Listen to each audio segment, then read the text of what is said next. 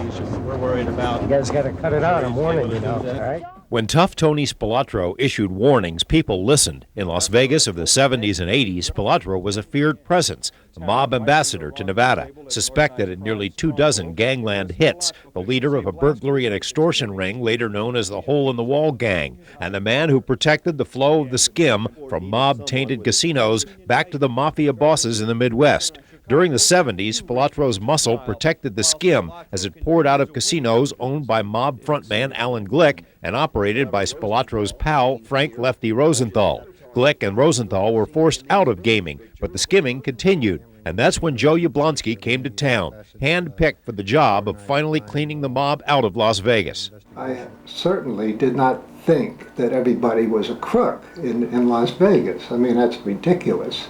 Retired and living in Florida today, Joe Yablonsky remains sensitive to the charge that he came to town with an agenda.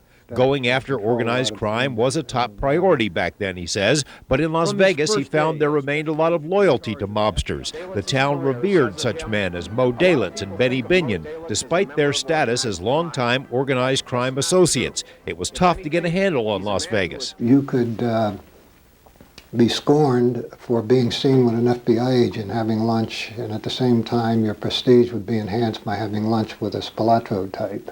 Yablonsky was a cigar-chomping hotshot, nicknamed the King of Sting. He was sent to Las Vegas in part because the local office was underperforming. There was a certain mistrust of the Las Vegas office, and I think that many of the agents who were assigned to Las Vegas became assimilated and didn't quite see things as they might in some other major city. And they may have believed that Mo Dalitz was the patron saint of the community, when in fact he was one of the founding fathers of the organized crime syndicate.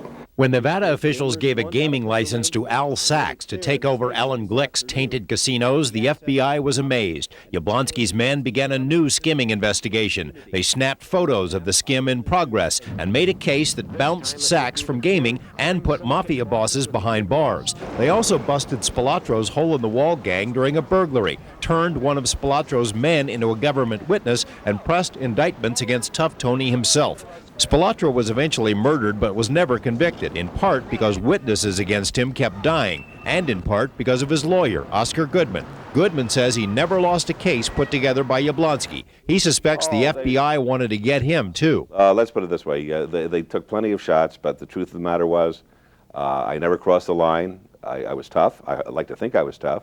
I represented my clients as vigorously as I could, but never violated the law. I think in his mind, in Yablonsky's mind, he had me as some kind of a consigliere rather than as a defense attorney. He was coming on the CNBC Geraldo program. He had this little plastic rat, and he twisted the head off and said, "This is what we do to rats." And I'm saying, my God, you know, what we do to rats? Why these pronoun we, you know?